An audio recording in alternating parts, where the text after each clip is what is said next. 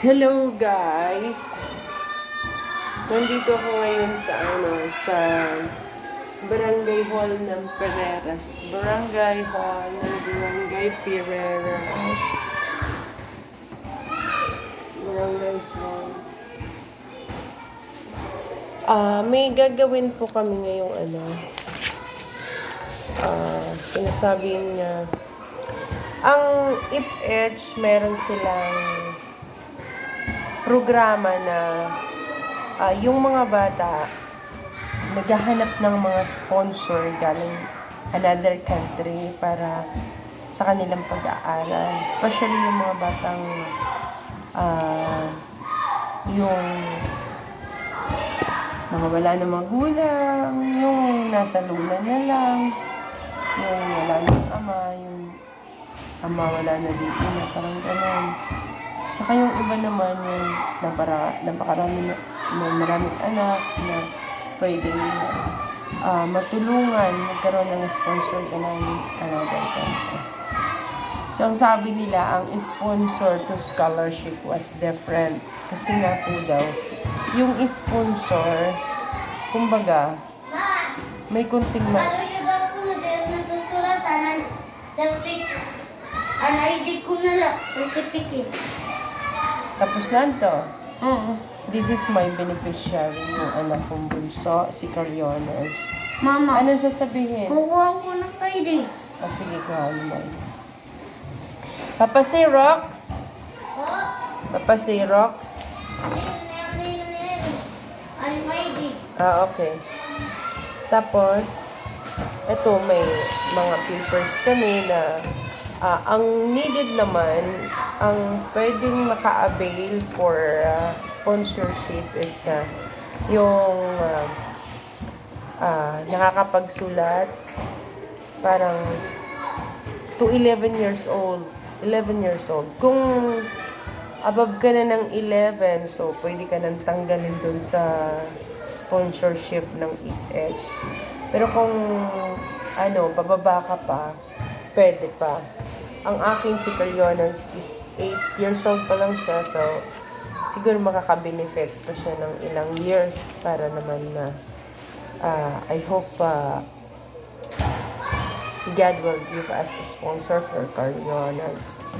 And ito, may mga requirements dito na ang pwede yung school registration or yung school na magsasabing enrolled na yung bata. Tapos, para sa parents naman, yung kanyang live birth. Sa bata naman, pwede yung live birth or pwede yung ID. Tapos, since wala na din akong asawa, disease na siya. So,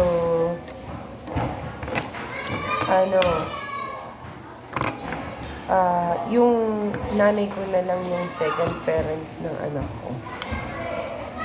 Ayun. So, ang isinulat ko dito yung nanay ko tsaka yung ako yung isang parent guidance. Tapos,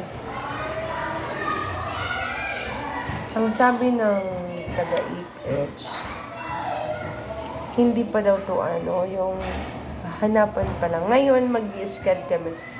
Nung una, nag-meeting, pagkatapos ng meeting,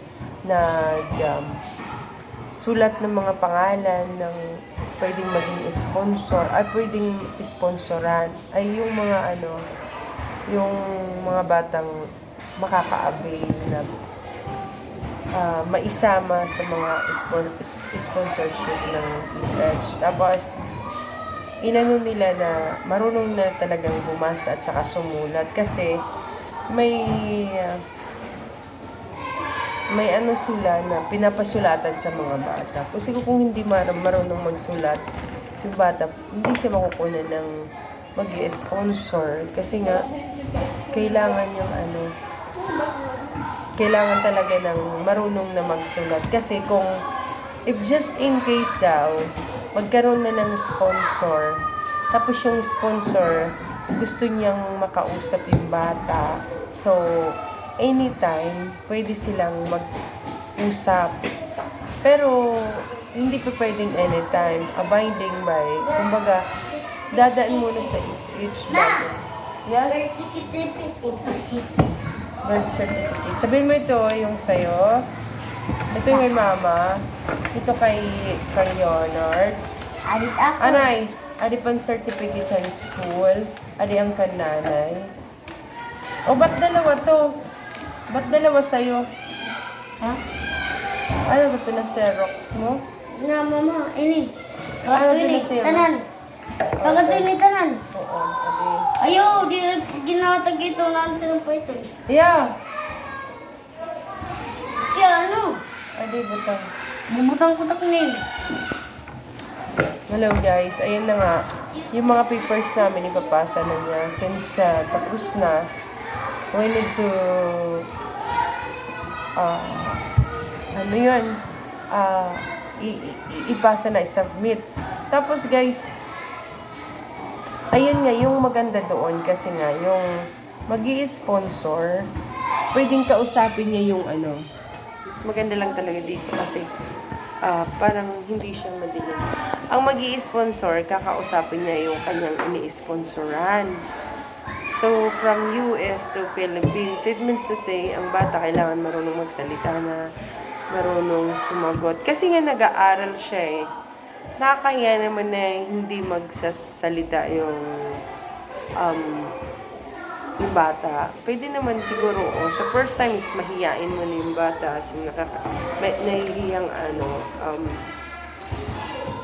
mahiya pa magsalita. Pero siguro naman for yung magkakaroon na rin siguro ng development na yung bata is sasagot na or makikipag-usap na din sa.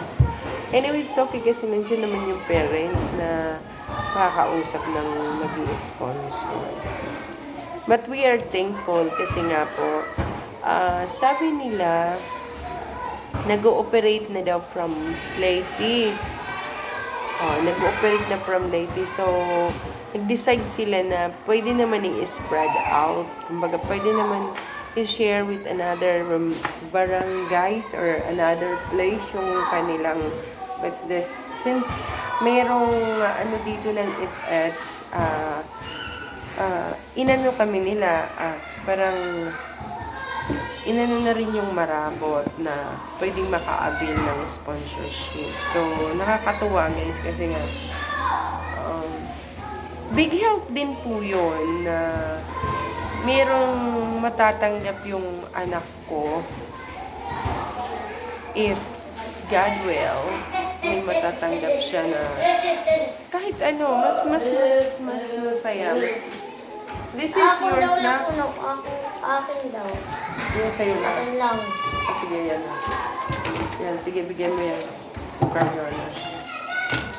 Hindi ko pwede masisip ng ba't ganito. Itong ano nito na. Ito, hindi ba? Mga ano nitong mama. Patay ka, ma. Sorry. Bigyan mo na yan. Give it to Hindi ko pwede masisip ng ba't ganito. So, ayan na nga. Since nakapag-ano na siya, nakapagpasa ng kanyang requirements. Ang ano ko lang naman, alam nyo guys, mas magaan kung they have someone well sponsored. Tapos, pag nakita yung performance na maganda, tapos mag-aaral na mabuti yung bata. So, malay mo, sabing, sige. Excuse me po. The sponsor say, okay, until the college, i-sponsoran pa rin kita. But, no, it's abiding by the law. Kasi 11 years, hanggang 11 years old. It's depend na siguro, I think. But, it's only a big dream. Big dream, guys. But we are thankful kasi nga,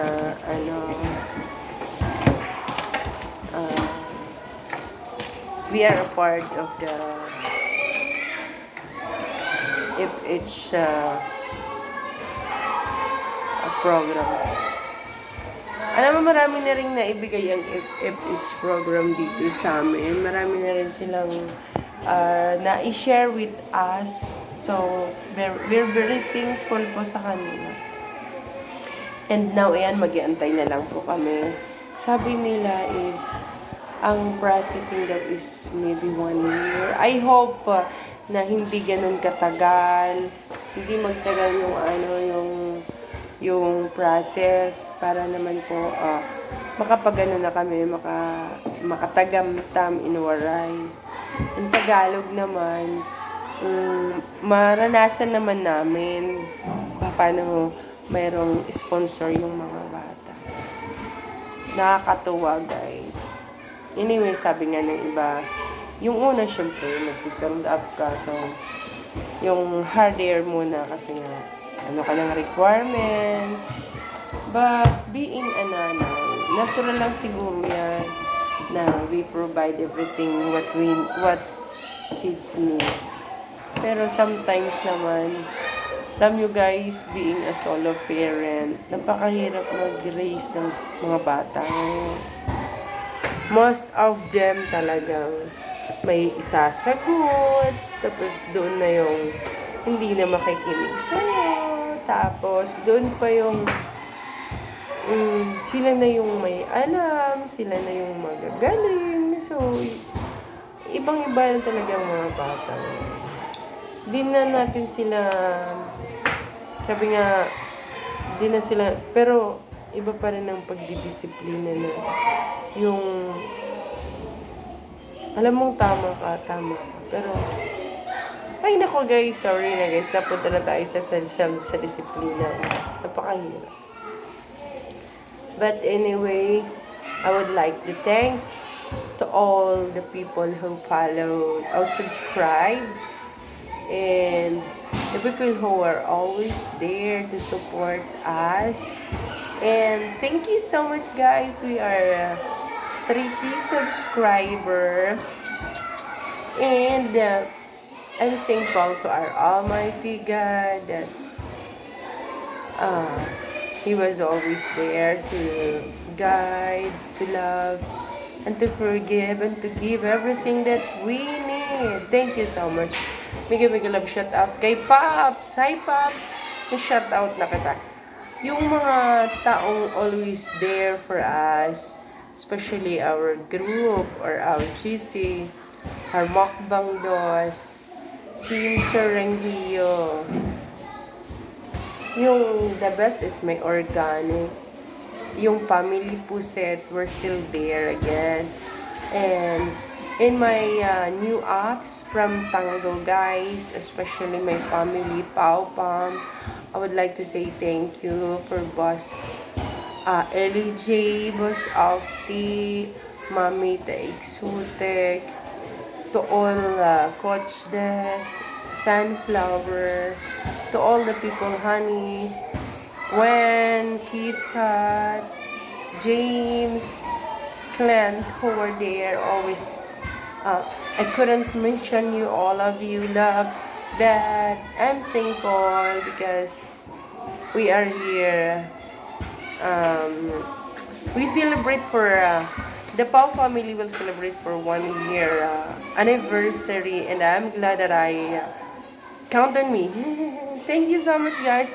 See you in our next video or our next vlog. Thank you so much for full support. I would like to say thanks to all of you. Bye bye.